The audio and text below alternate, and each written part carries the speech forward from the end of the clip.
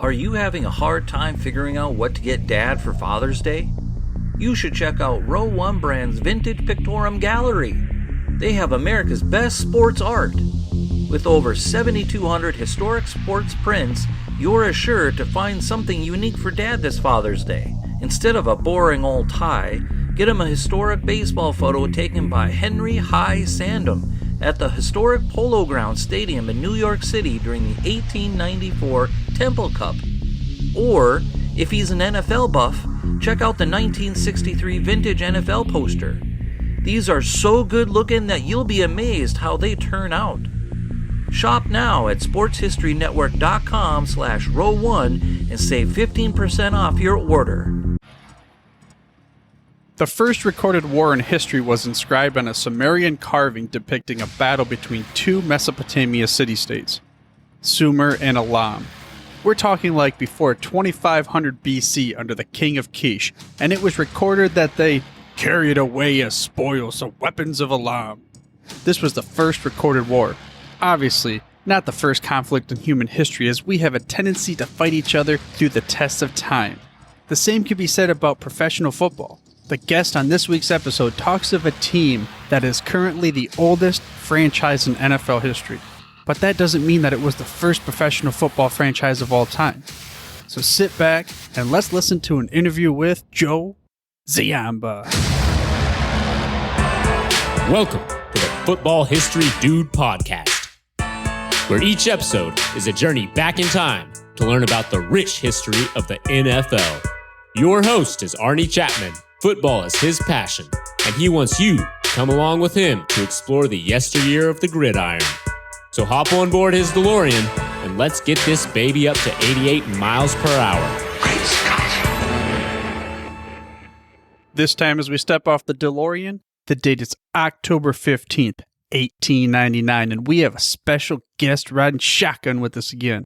His name is Joe Ziemba, the preeminent source of Chicago Cardinal gridiron knowledge nuggets. Now, this dude has dedicated a large portion of his life to researching and educating fans about the rich history of the NFL's oldest franchise. Joe has written 2 books about football. The first is called When Football Was Football, The Chicago Cardinals and the Birth of the NFL.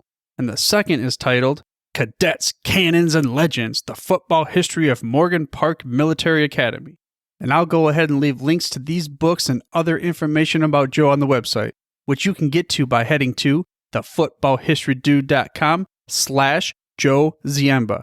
That's Joe Ziemba, Joe Ziemba.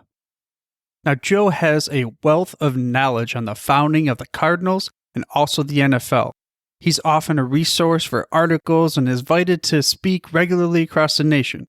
Now, listening to Joe, you can truly hear the passion he has for the game. But let me not take you to a point where you have to wait any longer, because I present to you the extremely knowledgeable Joe Ziemba. Joe, we just stepped off the DeLorean, and the date is October 15th, 1899. Now, why is that date so important to us?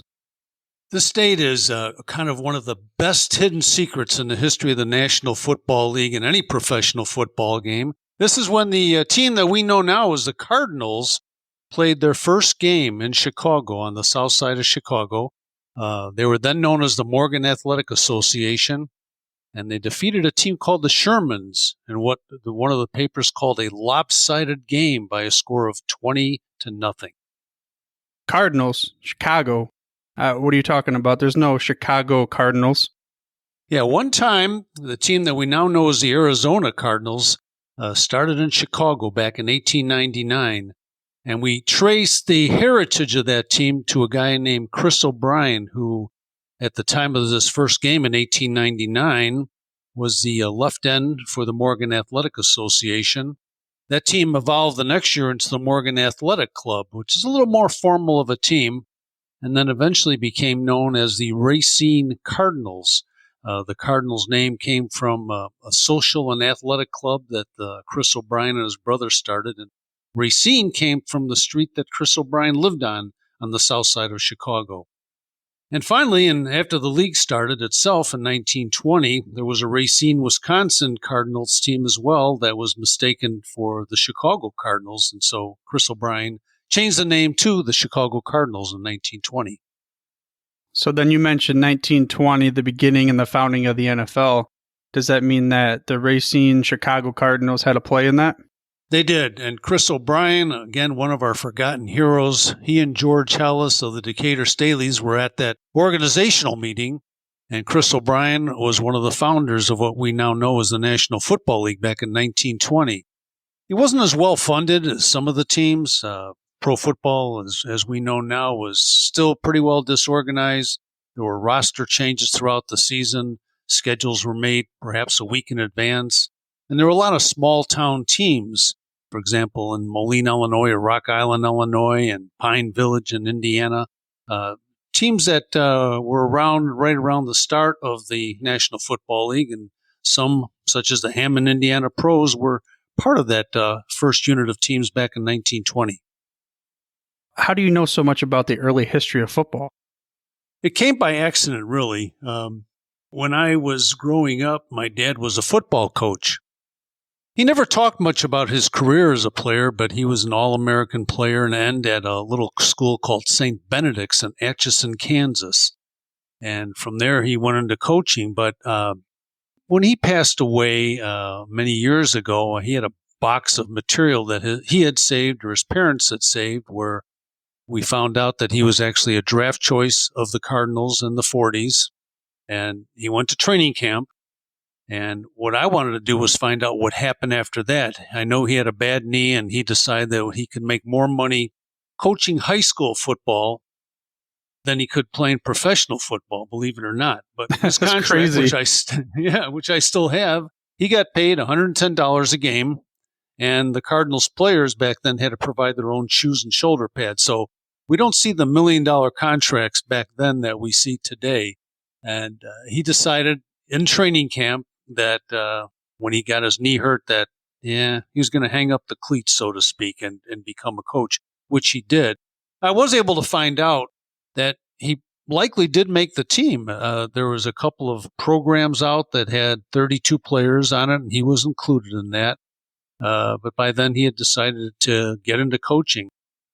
But during my search for information about my dad, I also found out that there wasn't too much information about the Cardinals themselves, when the team started.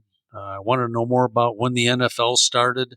And so that began kind of a long 7-year search from the time I started researching. I had no idea that I was ever going to publish a book about it, but we did have a book come out called When Football Was Football, The Chicago Cardinals and the Birth of the NFL.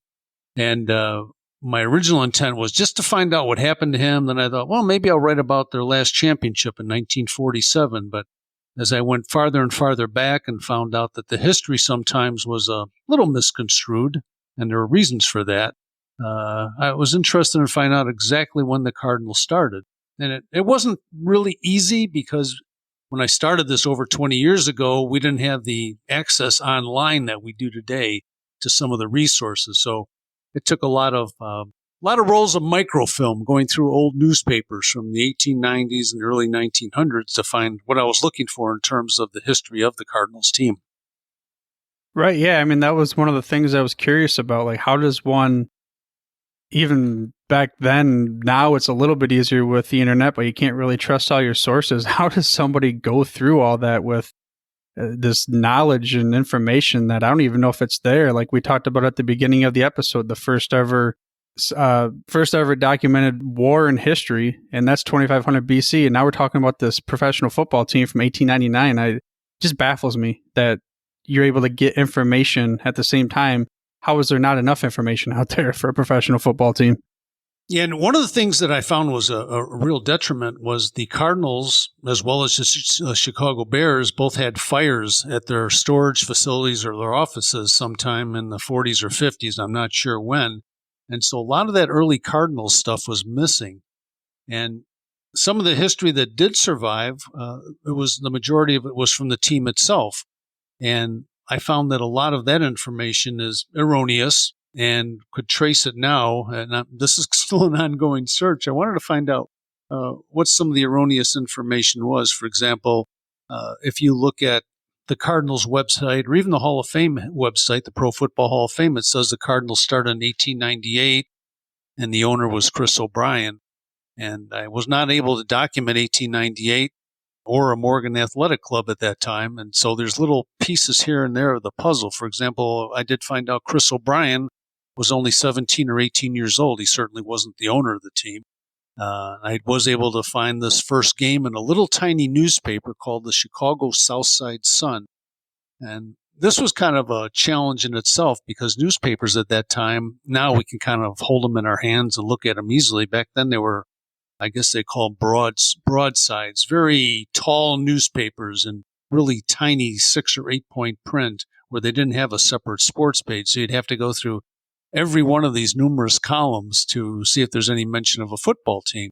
And when we found this first game that we talked about with the Morgan Athletic Association and the Shermans, that did mention that Chris O'Brien and his brother were on the team, Pat O'Brien. They were the two people who really we can trace the heritage of the Cardinals back to. So it was just finding little things that didn't make sense when you go back and literally search for it and maybe find something that kind of contradicts the history that is published as we now know it. But I understand why the stuff is published because I'm a knucklehead that goes back and loves looking for things like this, where if you look up in a website and it said, yeah, here's when the Cardinals started, of course, you're going to believe it. And it really doesn't matter in the world if the Cardinals started 1898 or 1899. But I think a lot of us that are involved in researching professional football, it was kind of a major victory for myself. I think I compared it one time to, this is going to sound crazy, but the guy who found the Titanic finally, here I was. I found the first game of the Cardinals. Right, so yeah. Made me happy. No, I mean, that's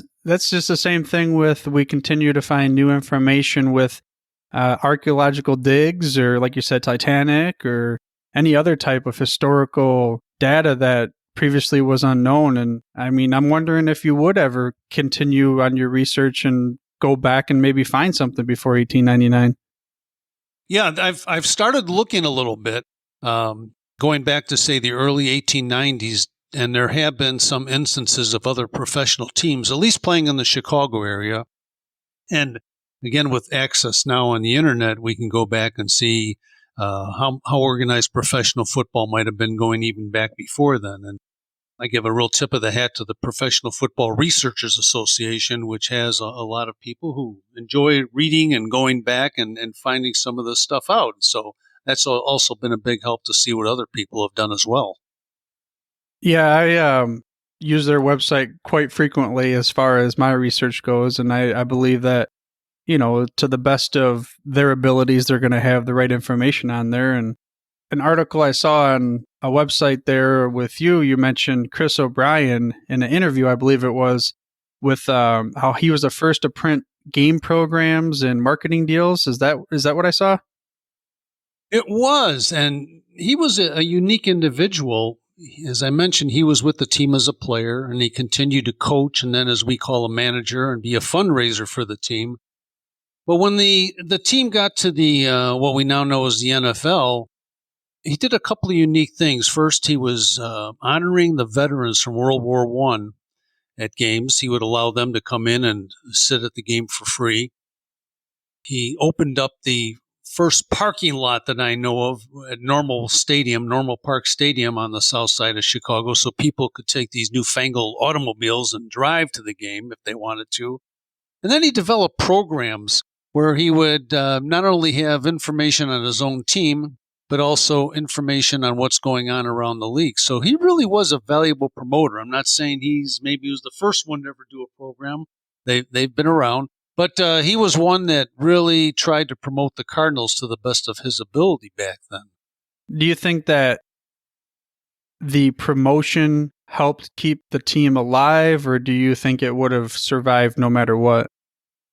Yeah, it was absolutely helped him to survive, because here was one guy, and he didn't finance the team himself. He had a group of investors, and when the team incorporated for the first time in 1917, it had a very strange name, and I can't make this up, but it was called the Racine Cardinals Social and Pleasure Club. And in the incorporation papers I was able to get from the state of Illinois, it said, yes, their goal is to provide activities for young people in the neighborhood and also to put on sporting events such as football. But Chris was attuned to the different newspapers. There were several newspapers in Chicago, and he always managed to get a quote in the paper to help push that team and maybe attract people to the gate. And he would travel to different locations before the game, kind of a predecessor of a PR man, to tell these local papers about his team and how tough they were going to be. And they probably didn't match up to the local team from Rock Island, but they sure as heck were going to try. And that was one of the things that Chris was very good at, was the promotion of his beloved Cardinals. How much credit does he get in the annals or the history of the league anywhere? In my opinion, not enough. And I've always called him the forgotten hero of the NFL. He and George Halas were at the same level at one time. And of course, Halas, with the success of the Bears, is one that we really revere for what he has done for the league, and rightly so. Of course, Halas stayed with the team throughout his entire life, where Chris O'Brien could not take it financially and eventually sold the team around 1929 in Chicago. And that's another ironic thing. He sold the team for $12,500. It's now worth $2.3 billion, according to Forbes magazine. Wow. So, yeah, speaking of the Bears, what did the rivalry look like at the beginning? Two teams the Bears didn't start in Chicago, but how did that look like at the beginning of the NFL? At first, it was very friendly. When the Bears started playing their first games in Chicago, they were still the Decatur Staleys till they moved in 1921. But the two teams would meet twice a year, and it was really good for attendance. Cardinals still playing at Normal Park, or eventually moving to Comiskey Park, which was the home of the Chicago White Sox baseball team. And the Bears were playing at Wrigley Field, home of the Cubs. In 1921 or so, George Halas tried to steal the star of the Cardinals, a guy named Paddy Driscoll, Paddy, who played at Northwestern. And he and George Halas were part of the Great Lakes Naval team, a football team that won the Rose Bowl in 1919. And then they were teammates in late 1919 of the Hammond Pros. And Paddy was really a gifted halfback, an incredibly accurate drop kicker who at one time held the NFL record for field goal distance, I think over 50 yards. And George Halas made an offer to Paddy Driscoll to become a shareholder or an owner of the Bears. And Dutch Sterneman was the other partner with Halas. So the three of them were going to be the owners of the Bears. The NFL stepped in, however, and it was one of the first cases of tampering where they told George Halas, and we can read that in the league minutes, to stay away from Paddy Driscoll. He's a property, so to speak, of the Chicago Cardinals. And I'm not sure if that's what kicked off the intensity of the rivalry, but the very next season in 1922 was one of the finest examples of how the rivalry kind of got out of hand. And in that game, the Sterneman and Halas were kind of keying on Paddy Driscoll as he ran around the right end, and they physically picked him up, threw him to the ground. And Paddy was somewhat incoherent. He was might have been what we might call a concussion today. He should have been in the protocol, but he got up and started swinging, and he knocked Sterneman out. This is from some newspaper reports. And then a large fight broke out, and we soon had people from the stands, players, mounted policemen trying to break up this riot on the field. And it turns out that Ed Healy, who the week before was still considered the first free agent in pro football, he was signed by Halas from the Rock Island team, I believe it was, for $100 a game. And he later recalled in some published reports, here I am sitting out here for $100 a game, and all of a sudden, out of the bleachers comes the Southside Rooters, he called them, with pistols on their belts, and he called them that Al Capone mob out there to protect their beloved Cardinals. So that was a little bit of the gangsters getting involved at the time. Halas, in his autobiography, says that when he kind of was at the end of the fight, whether he was knocked out as well, that someone had straddled him and put a pistol behind his ear. But in the end, Halas said in his autobiography, it was a fun game. Cardinals won 6-0, but Halas said, we all had a really good time. So that was the start of the rivalry between the two teams. Wow, they had gangsters on the field. Yes. Capone's guys. Yeah, according to Ed Healy. And you said you found that in a newspaper article somewhere? Yeah, and I think it's been in a book too, and it was pretty common, although people didn't talk much about who was at the games way back when, but Cardinals were the South Side team, as the White Sox were, and the Bears and the Cubs were from the North Side. So there's that natural rivalry within the city of Chicago that got quite heated at times.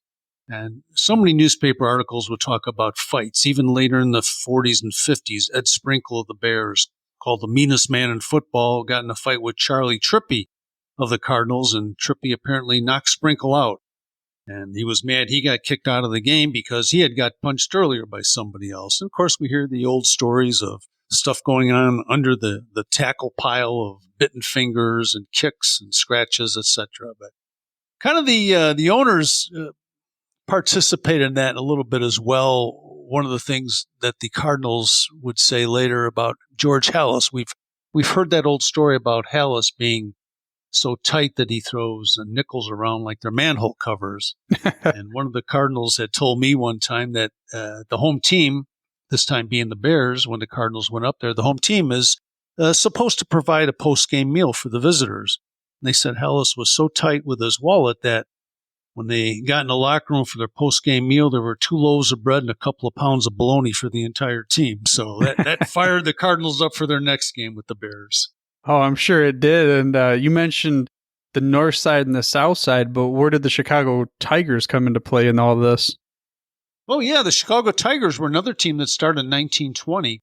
They played in Wrigley Field before the Bears arrived into town.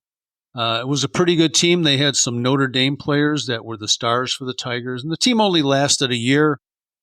Supposed to be a story that the Cardinals and the Tigers played, and the winner in 1920 would be the one who would remain in Chicago. I could find no proof for that. In fact, I think a lot of writers have said that story simply didn't exist, and many of these stories showed up after Chris O'Brien passed away from the PR guy of the Cardinals. But yeah, the Tigers were a decent team. They played several games in 1920 and did fairly well. It'd be nice to see, even though if that wasn't true, the legend, go back and watch a movie, you win or get out kind of game and just the final countdown. Speaking of the win or get out and, success in the NFL, when was the first championship for the Cardinals? Well, the first championship was in 1925. Very controversial year, as you may know. Back then, teams did not have a set schedule, and so they could play as many games as they wanted until a certain deadline day, which around that time was early in December. And Pottsville Maroons out of Pennsylvania had a great team. They defeated the Cardinals late in the season. A lot of newspapers said that was for the championship of the league. The Cardinals, though, scheduled a couple of more games, which they were allowed to. And they won both games fairly easily. So percentage-wise, they had a better record than Pottsville. The stories get even a little crazier because Pottsville then was asked, removed from the league because they played an unsanctioned game and in a territory that was not theirs.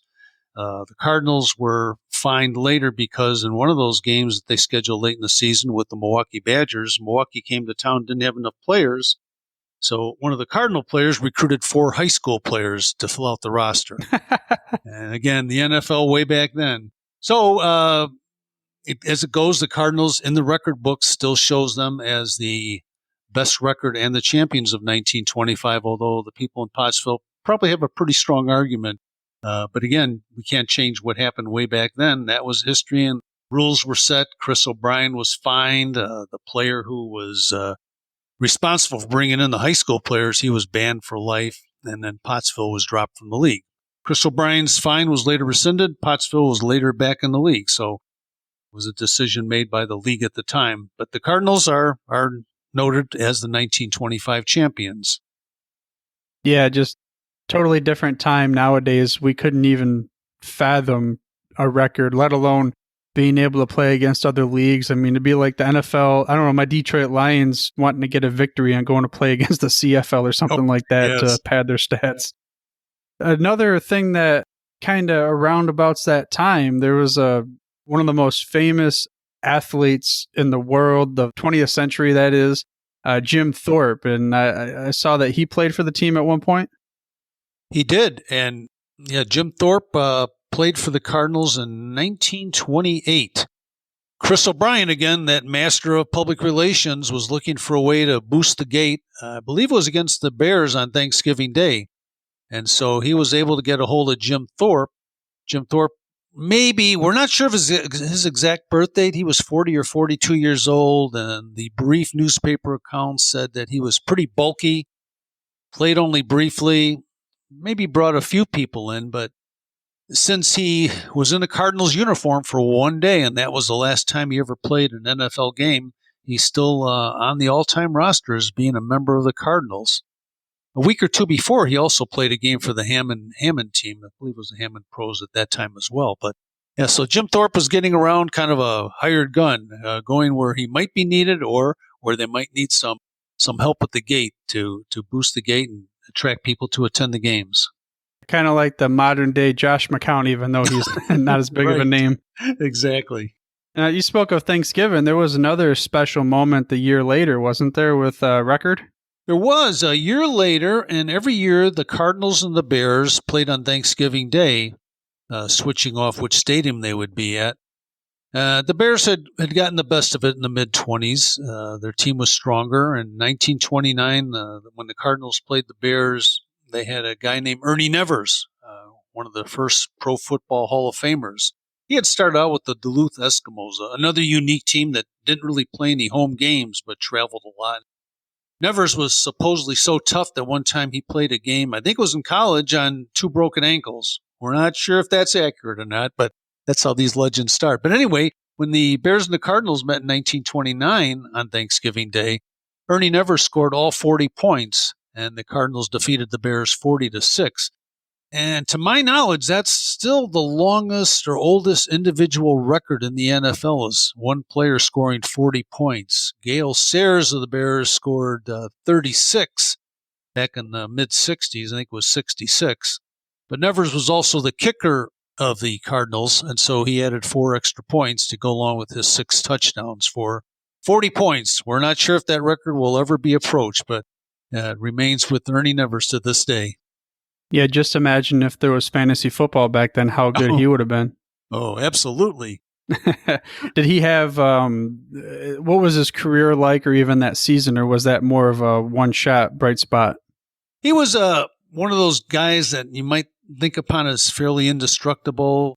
We don't have great statistics from when he played, but yeah, he was a great running back because he was one liked to initiate contact when he was running. He had some speed, and of course, he was a great kicker as well. So he never approached that 40, but the week before, he had scored all 19 points when the Cardinals had a game. So he scored 59 points in a row for the team there in 1929. So he was pretty much their offensive focus at the time. Right, yeah, sounds like he was a one-man show, a one-man wrecking crew. And he had great blocking from a guy named Duke Slater. And again, here's my opinion, one man who should be in the Pro Football Hall of Fame is Duke Slater, who went to the University of Iowa and then played with the Cardinals. A phenomenal lineman and just a really strong person. Later became a judge in Chicago. And ironically, when Normal Park, where the Cardinals played in the 20s, was torn down in 1950 or 51 and became a courtroom and a police station, Duke Slater was a judge in Chicago, and he operated out of that office on the same area where the football stadium once stood. That's another one of those stories that you just can't make up. Exactly, yes. That's I never even heard of the name Duke Slater. Talk about a perfect football name. Yes, exactly. Yep. You mentioned that the stats were hard to come by. I mean, how accurate do you think some of the individual statistics were from? Maybe I should ask it this way. When do you think that individual statistics and team statistics maybe became a little bit more accurate, where we could rely on them nowadays? Oh, good point. Yeah, I think in the 20s and 30s, we would start to see expanded game reports But there wouldn't be, it would say who scored a touchdown or who passed for it, maybe in the story, the passing yardage, but very rarely the statistics. However, the Green Bay Gazette did a tremendous job of outlining pretty much every play and including statistics for their team and the opposition that came in. And whether it was the fact that pro football wasn't as popular as it is now, but certainly maybe by the 40s, when we first, at the end of the 40s, we started seeing television come into play. And in the 50s, I think people took more of an interest in other aspects, much like they did before with baseball batting averages or earned run average. Now they want to know how many yards such and such gathered. The newspapers simply didn't cover it, and then teams like the Cardinals or the Bears, who lost a lot of their records, just didn't have those individual statistics to lean on. So definitely by the time the television age broke in the late 50s, a little bit before then, but before then it was kind of hit and miss. We have some guesses. You could try and build it by searching different newspapers or sources in the 40s or 30s, but a lot of times you just can't rely on their accuracy. You hope they're correct. It wasn't until we could actually get those game box scores or line scores in place to really get an idea of accurate statistics for the teams. Yeah, I mean, nowadays, of course, we have fantasy football, so it's there's a different perspective and reason why fans are so fascinated with individual statistics. I just wonder why and how people got to the point where they cared so much about individual statistics as opposed to just who won the game and what was that driving factor.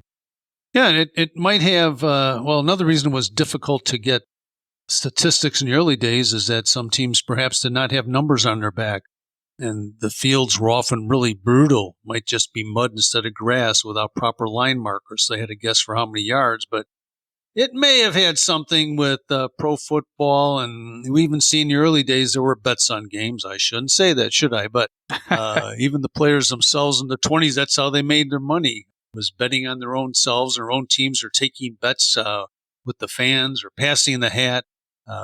Before we had television revenue and radio revenue, etc., personal advertisements and promotions, the teams relied solely on the attendance to bring money in and the sale of their programs. So perhaps later as it got on, people wanted to know more about the teams, but even in the colleges, we didn't see all that much in terms of game statistics. Just the perhaps the top performers of a game, and if they weren't a top performer of the next game, we might miss their statistics. How many fans typically would show up to a game in the 20s and 30s for the Cardinals? Attendance was fairly low. I would say maybe 5,000 for average. We now have some additional information aside from the newspapers, which probably guesstimated how many people were at a game. We saw recently in a game in 1920 that the Chicago Tribune said there were 10,000 people at a Cardinals game. But at the Pro Football Hall of Fame, the family of Dutch Sterneman, as I mentioned earlier, he was the co-owner of the Bears with Halas until about 1931 or 32, and he kept a lot of great financial records that we now have the ability to check on. And one of the fun things is to see exactly how many people were at a Bears game at Wrigley Field. And there was a game, I think, against Columbus, Ohio, and 1,500 people were at Wrigley Field.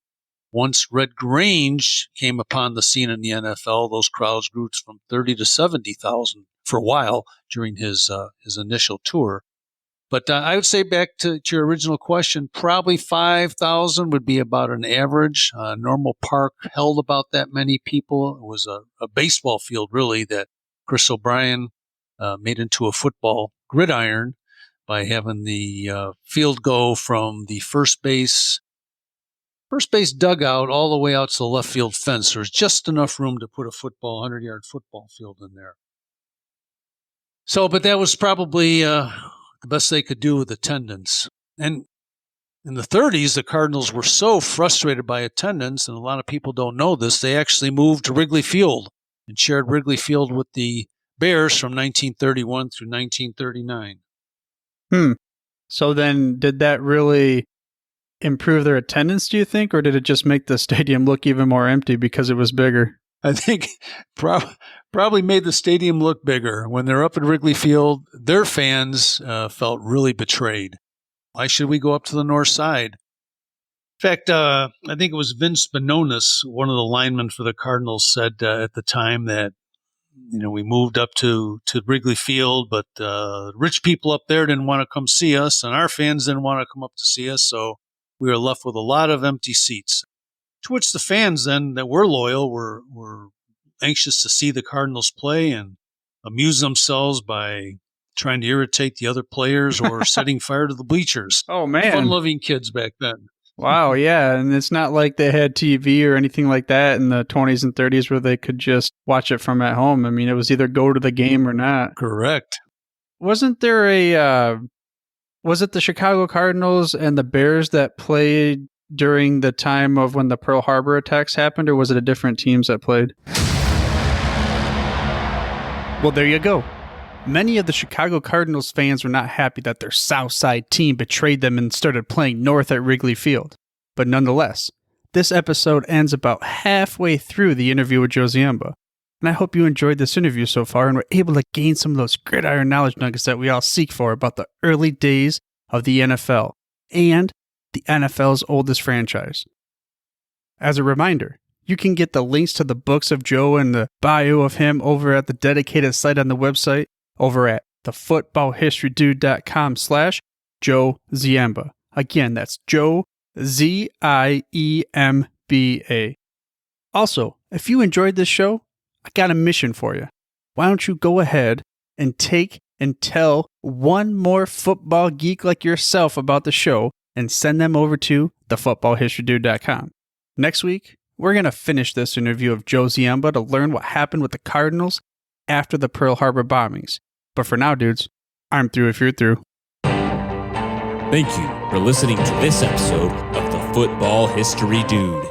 To make sure you're the first to get the next episode, please subscribe on your podcast player of choice and head on over to thefootballhistorydude.com for the show notes and more information on the history of the NFL. And remember, dudes, where we're going, we don't need roads. We here at the Sports History Network proudly partner with 26 podcasts, all revolving around the history of sports. But did you know that many of our hosts were sports history authors way before they started their shows? It's true. We've got Joe Ziemba, host of When Football Was Football, Joe Zagurski, host of Pro Football in the 1970s, Mark Morthier, host of Yesterday's Sports, Tommy Phillips, host of Lombardi Memories, and Scott Adamson, co-host of From the 55-Yard Line. All these authors have many books for you to choose from. To check them out, go to our website at sportshistorynetwork.com/sportshistorybooks. Pick up your copy today. Soundtrack provided by Kevin MacLeod of filmmusic.io.